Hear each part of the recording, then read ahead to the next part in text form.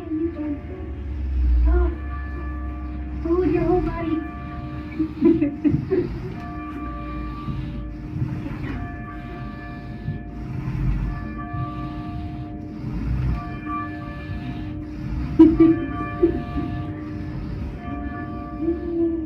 Good job.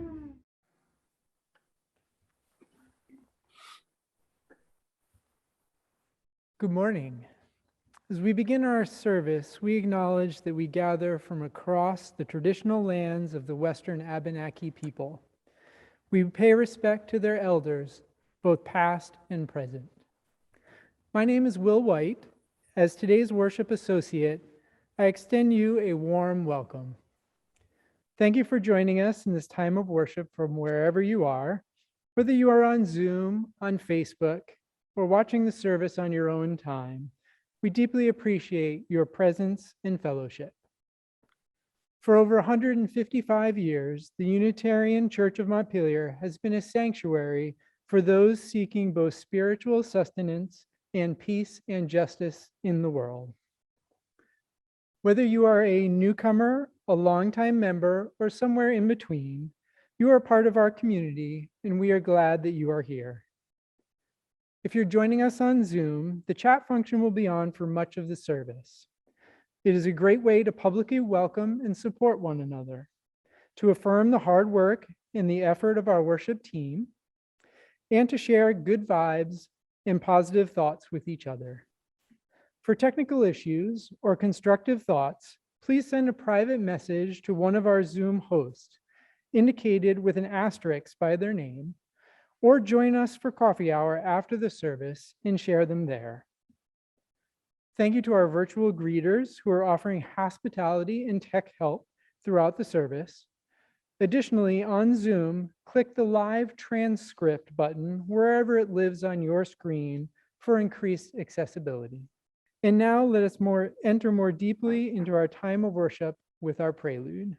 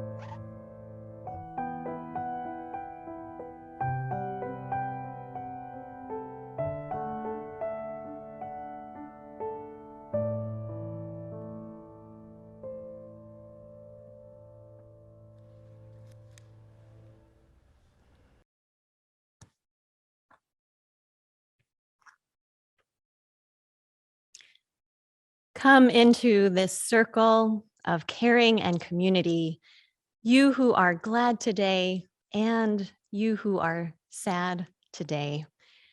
You who delight in the winter snow and you who seek the warmth of the fire. Come with your heart and spirit alive or feeling numb, ready or reluctant. It is our heart's openness that causes us to feel the pain of the world. It is the depth of our love for others that causes us to grieve. It is the wideness of our community that gives us space to hold it all. In this time of worship, a time of holding up that which is worthy of our reverence and care, let us join our hearts, broken and bruised. Let us join our hearts, buoyant and full. Let us turn to one another with understanding and compassion so that we may know grace and peace. Let us join in our opening hymn, Building Bridges. Please sing along from wherever you are.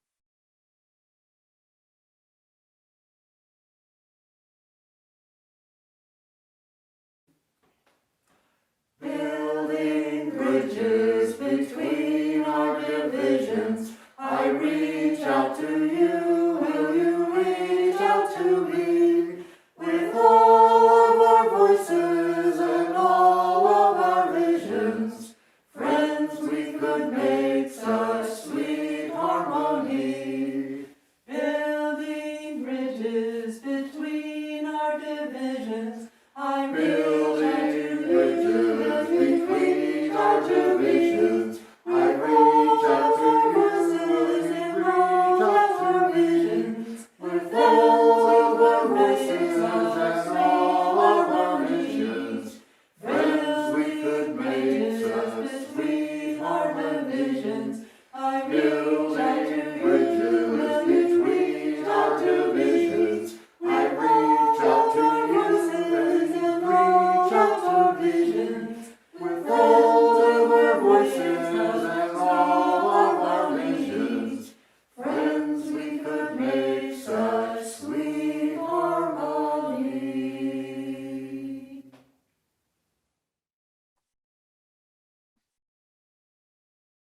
Let us now light the chalice, symbol of our Unitarian Universalist faith. I invite you to light a chalice at home if you have one nearby.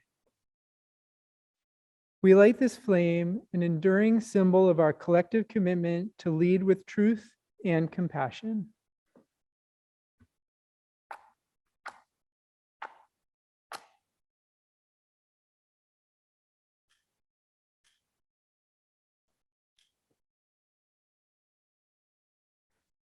Please join me now in saying our congregational covenant. We covenant to speak honestly and listen deeply to each other and the voice within. Treat each other with compassion and honor our differences. Take responsibility for the impact of our words, actions, and inactions have on each other. Support each other in times of need and of grief, and celebrate the beauty and joy in our lives. Honor the gifts of the past and be gentle with each other as we grow.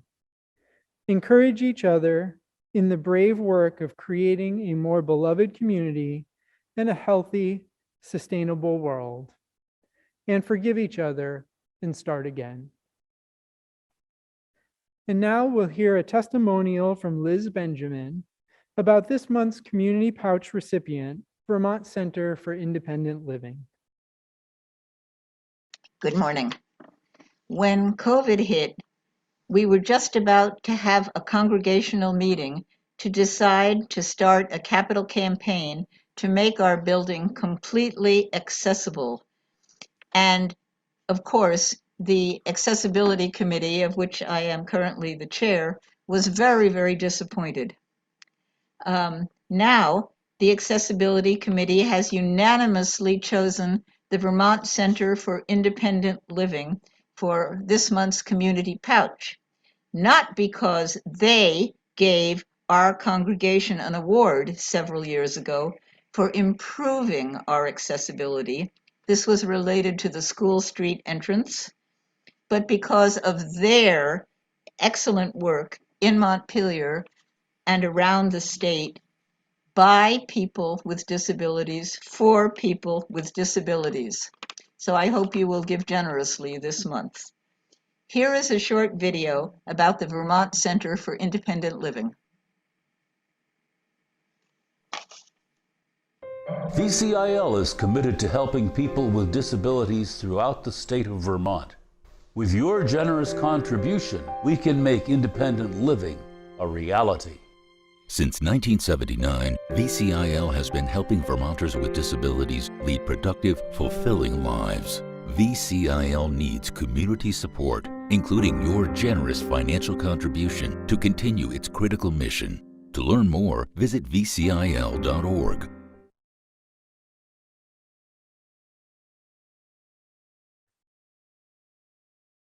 Our generosity is a form of love and gratitude. Our gifts, freely given, help us to practice Unitarian Universalism within and beyond our congregation. Each month, through the UCM Community Pouch Program, we share a part of our collection with an important church fund or a community organization aligned with our values. During the month of February, our Community Pouch recipient is Vermont Center for Independent Living. Your contribution to the UCM Community Pouch this month will directly support this work. You can make a financial contribution today by donating online. Go to ucmvt.org and click Donate to UCM. There are options to contribute to the general fund, which supports the general operating budget of the church, the community pouch, or both. You can also mail a check to the church, or you can use our text to give option. Simply send a text message with the word give to 802-266-4848 and follow the instructions sent to you. We are so grateful for each and every one of you for your generosity in its many forms. While the offering is being given and gratefully received, please enjoy a musical offering introduced by our Acting Director of Music, Danya Prince. Good morning. The song Fire in My Heart was written by Canadian-born singer, composer, and song leader Emily Roblin, who's now living in England. And this is what she's written about that song. Sometimes there is a burning in my chest and I don't feel peaceful. But that burning is actually for peace in the world around me, for the people I love, and for myself. Here is Fire in My Heart, sung by the small choir of the Montpelier Community Gospel Choir.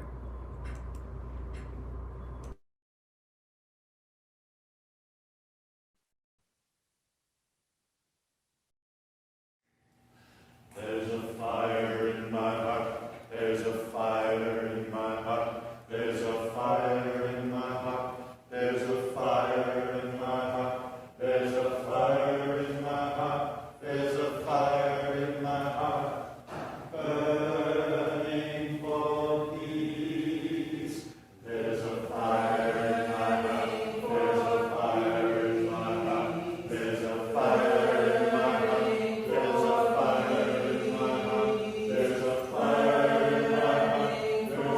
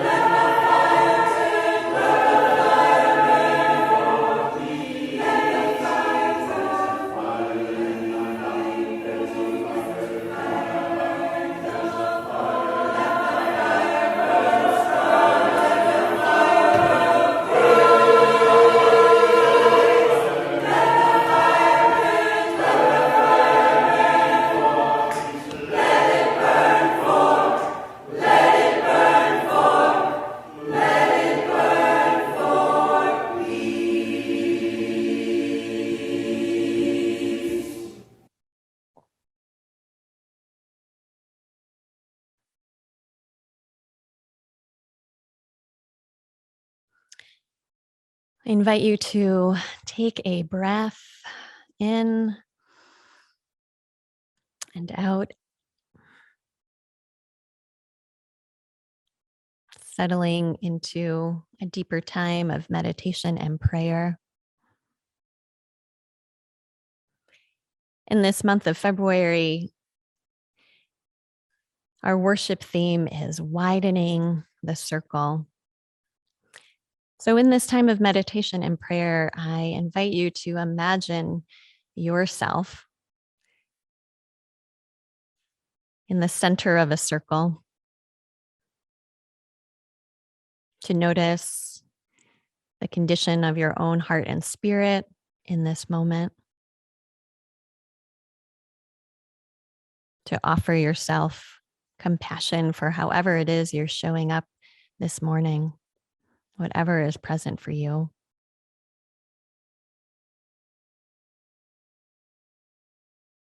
And I invite you to imagine out beyond yourself. Perhaps right now there are people or creatures, beings that you might notice that are physically close, included in your inner circle, or perhaps they're imagined. Friends and loved ones that you feel a strong connection to. Members of this church community who you can imagine in that next circle beyond you. I invite you to just choose one of those people or beings that you might send out some love and compassion to, wishing them well, wishing them peace.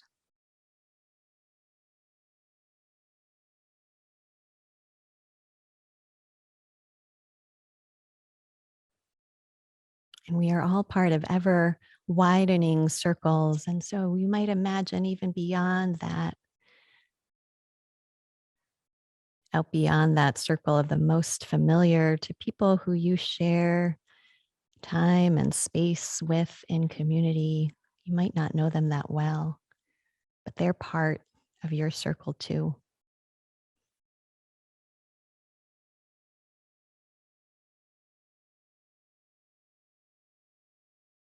I invite you to pick just one of those people or beings, creatures that you can also send some love and compassion to in this moment.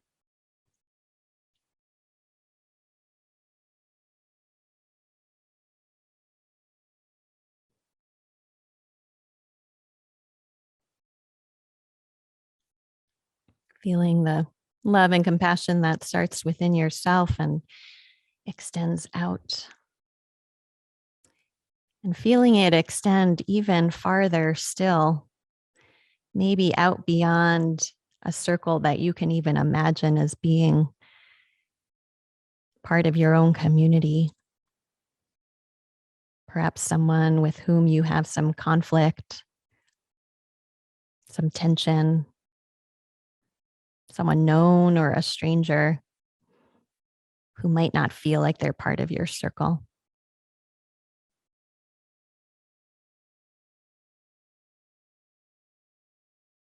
Can you in this moment also extend out to them some love and compassion?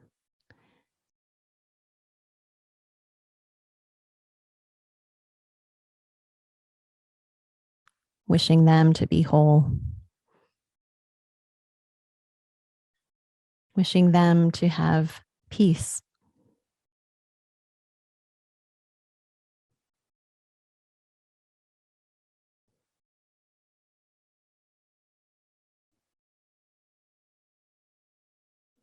You might feel now the ever expanded circles that we've created wherever we are, that are reaching out beyond ourselves to one another and beyond.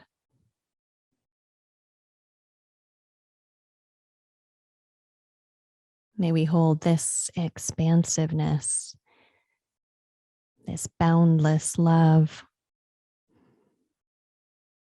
this inclusive compassion. May we hold it tenderly and know that we ourselves are included in it.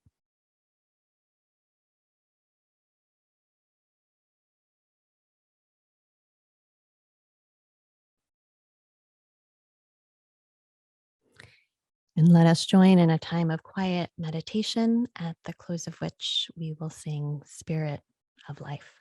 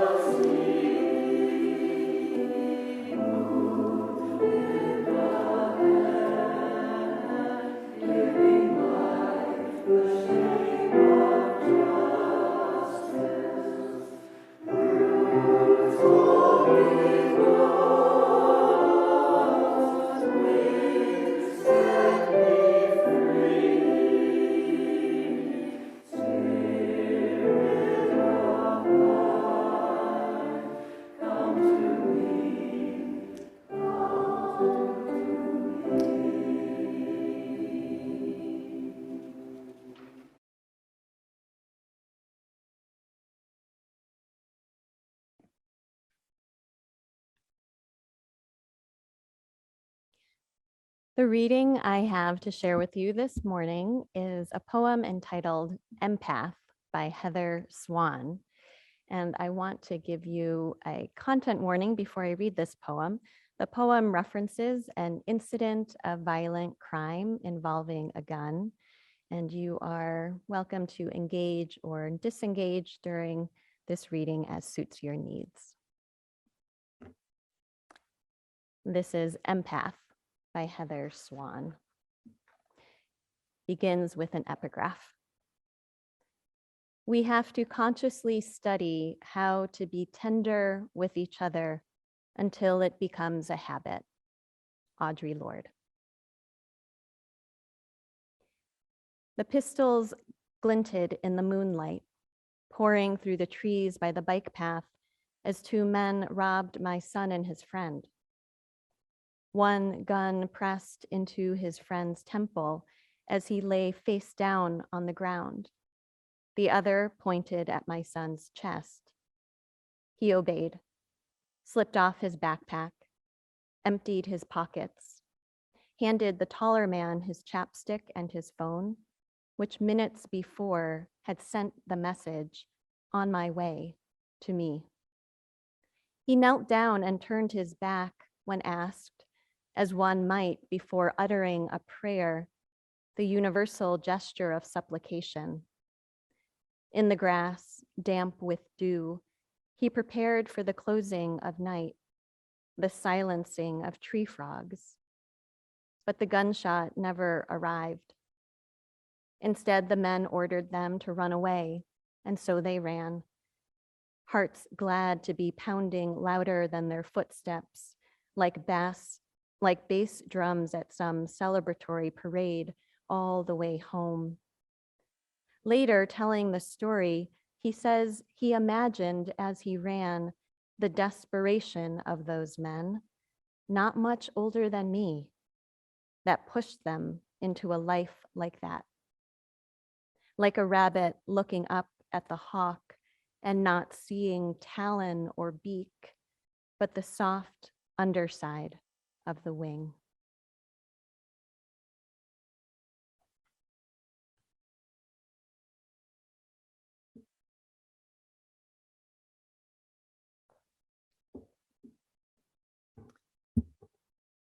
It is said that the Buddhist religion began over 2,600 years ago when a prince's life was turned upside down.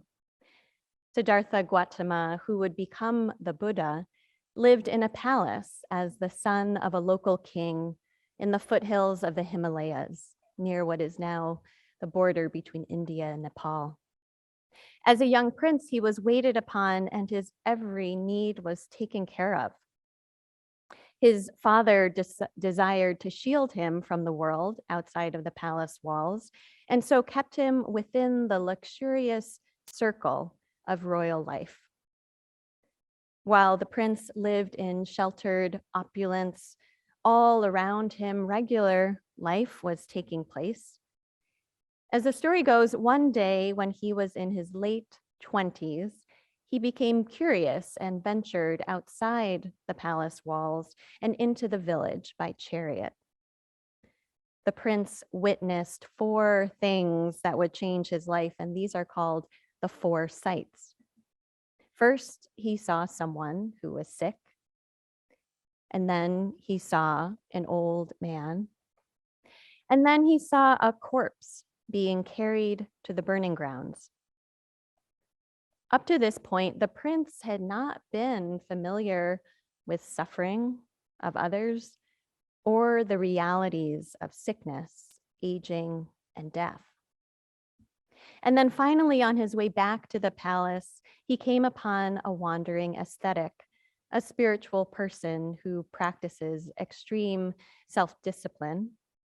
And this ascetic was wearing his robes and carrying a single bowl. It was then that he knew he needed to renounce his wealth and station and devote his life to a spiritual path. Given the almost mythical nature of this ancient story, we have to imagine many of the details of what exactly might have taken place.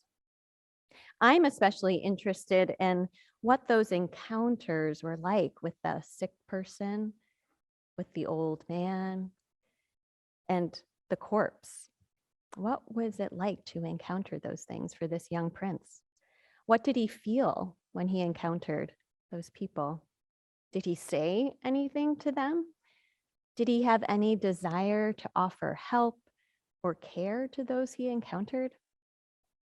The experience was certainly powerful as it led him down the path to enlightenment and the teaching of the 4 noble truths and the 8-fold path, the foundational teachings or dharma of the Buddhist religion.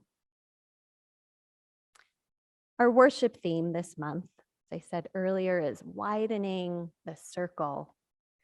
Now, a circle is an elegant shape.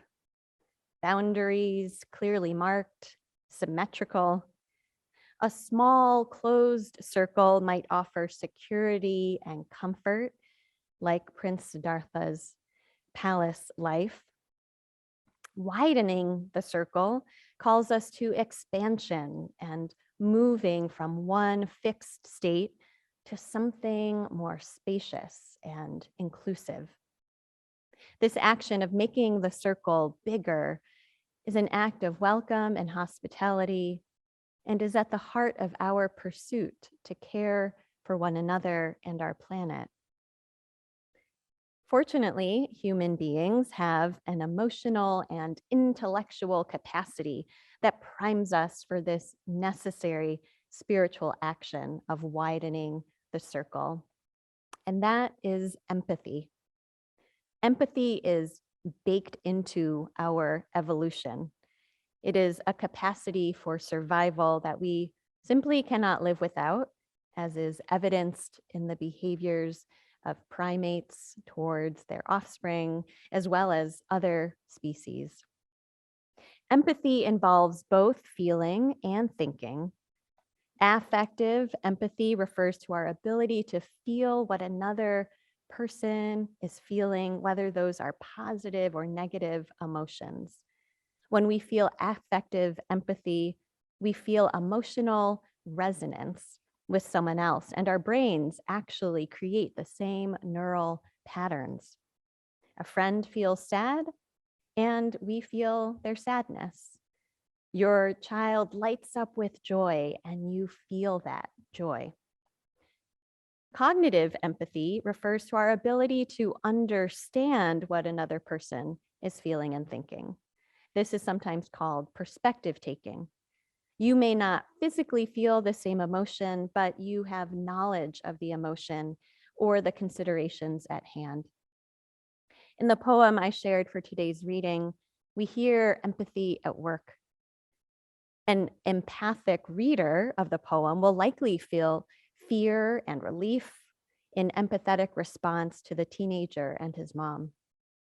And the son, the main subject of the poem, describes his own empathetic inclination to the robbers, wondering what their lives were like, that they could become that desperate.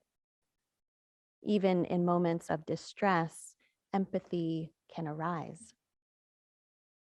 While humans have developed the capacity to empathize as a natural human trait, we do not all empathize equally. Someone with a neurological divergence may have a brain that isn't wired to empathize naturally or easily. The skills related to recognizing emotion need to be taught and learned with more intention.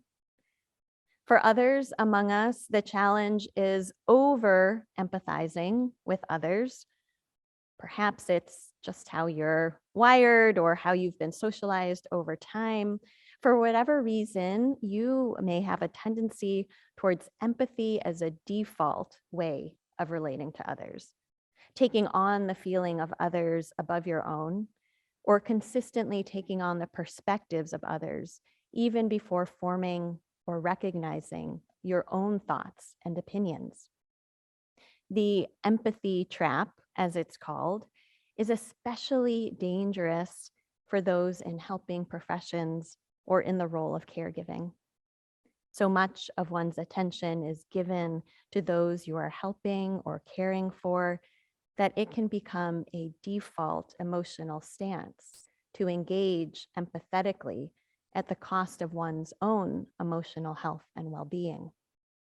I know for some of you that the helping and caregiving roles that you play, whether it's personally or professionally, can be draining for this reason. And some space needs to be taken from the empathetic stance in order to preserve oneself amidst the swirling emotions and needs of others. Engaging empathy with skillfulness is of benefit to others and ourselves. Instead of simply letting empathy happen or not happen, we can acknowledge that there is also choice and agency involved.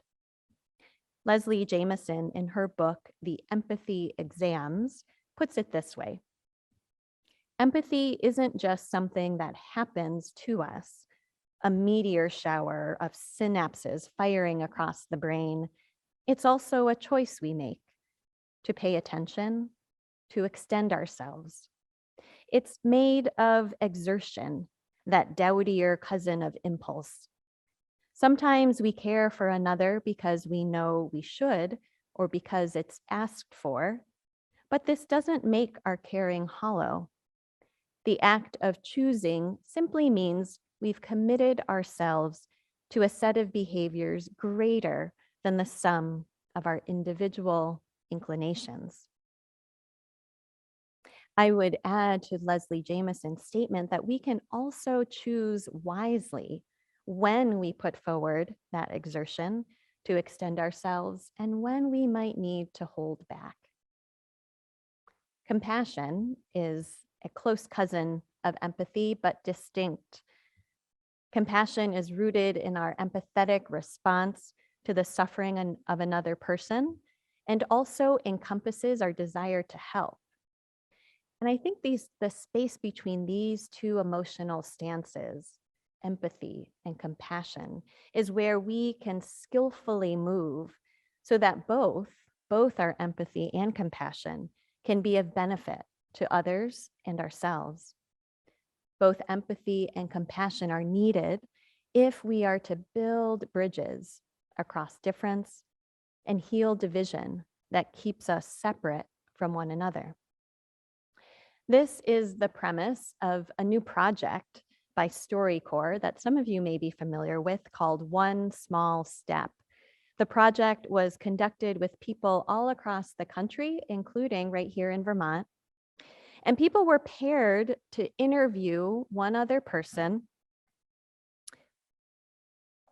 People were paired to interview one another with the intention of bringing people together who have different life experiences and political views.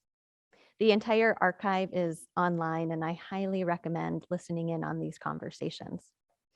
In one conversation that I listened to, I was struck by how a bridge was made between two people with very, very distinctive political orientations.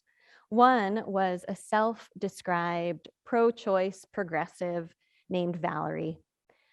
The other, an independent-leaning pro-life Republican named Kathy. During the interview, Kathy shared how she had faced gender discrimination early in her career as in the broadcast industry. It was a male-dominated field, and she regularly dealt with sexual harassment and discrimination in hiring. It was tough and lonely, she recounted to Valerie. And Valerie responded empathetically, saying to Kathy, "How difficult." For her part, Valerie shared about her life, including raising 4 children, one of whom lived with multiple disabilities and who they lost at the age of 15 just a few years ago. Later in the conversation, Kathy made her own empathetic connection, telling Valerie, "I'm so sorry about your son." And as an aside, I wanted to mention that Valerie is actually a Unitarian Universalist living in Burlington.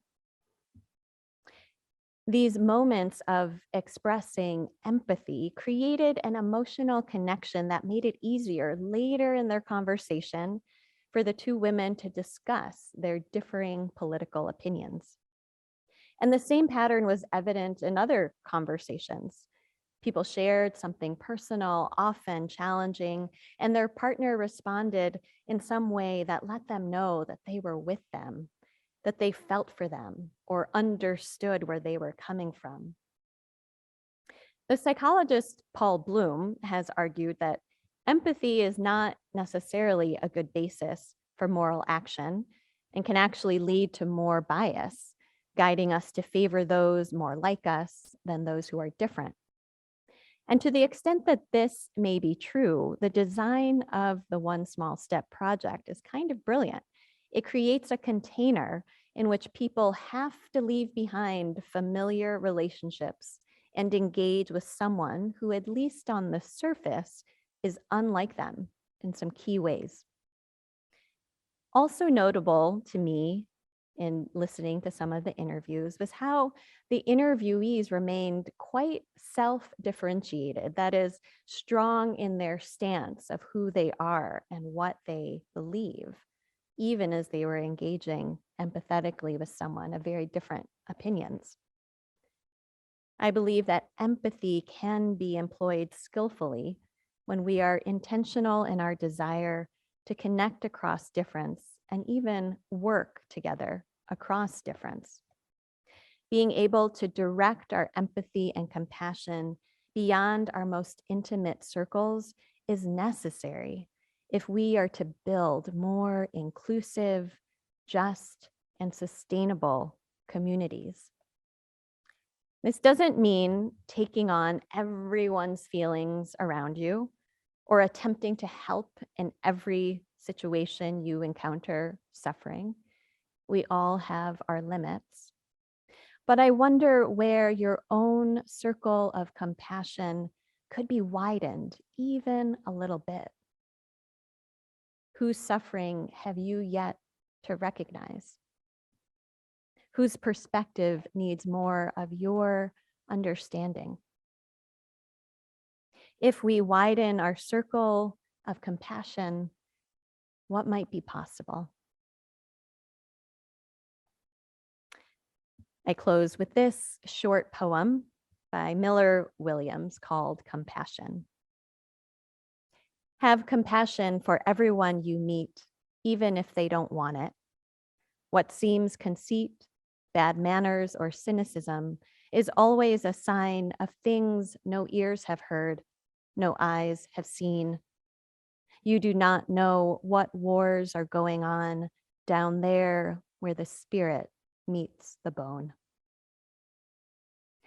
May empathy be the root of our compassion, and may our compassion be wide, and may we receive it in turn. So may it be. Invite you now to join in our closing hymn, Come Sing a Song with Me.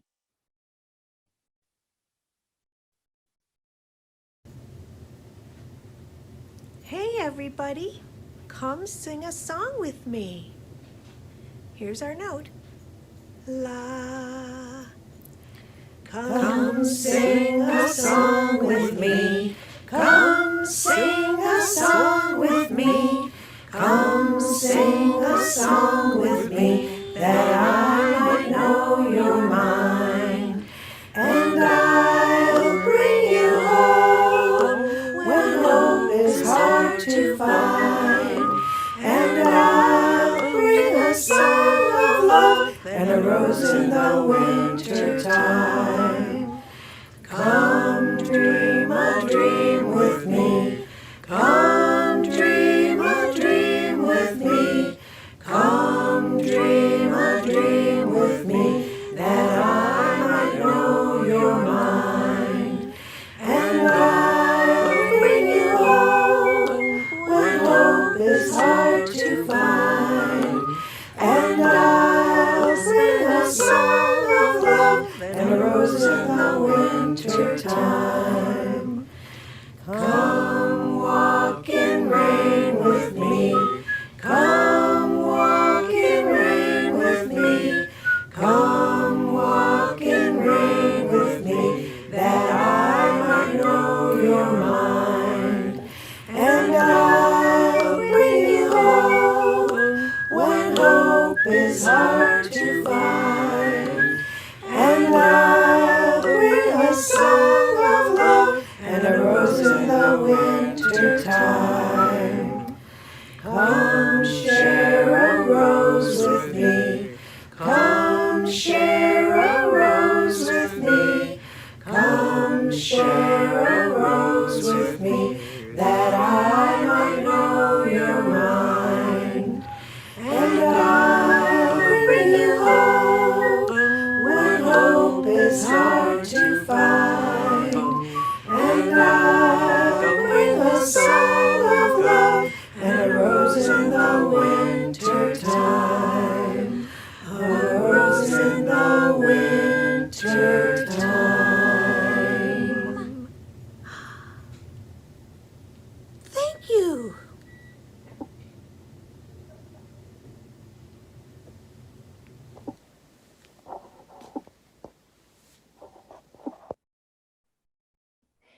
Our circle is wide and it includes our animal friends, the robin, the turtle, the porcupine.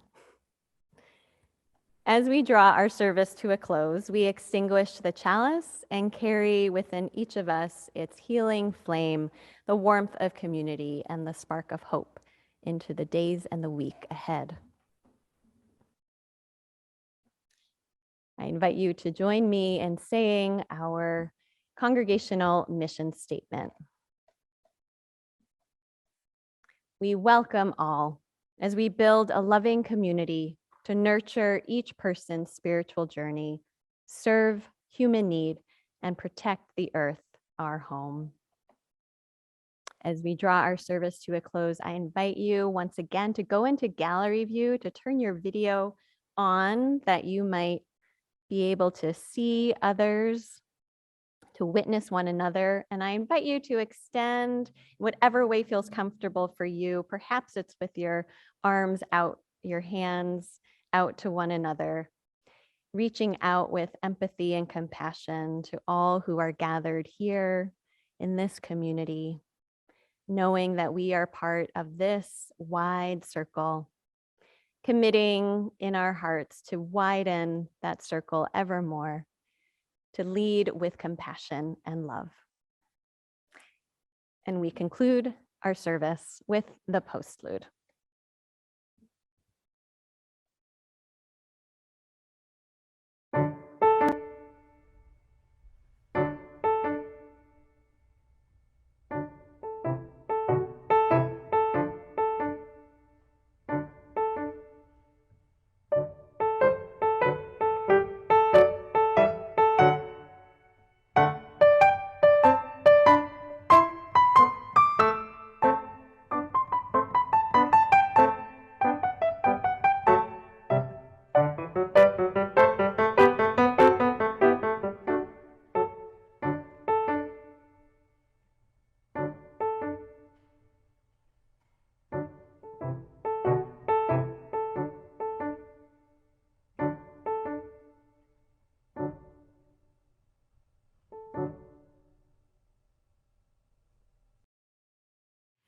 I'll bring you home when hope is hard to find.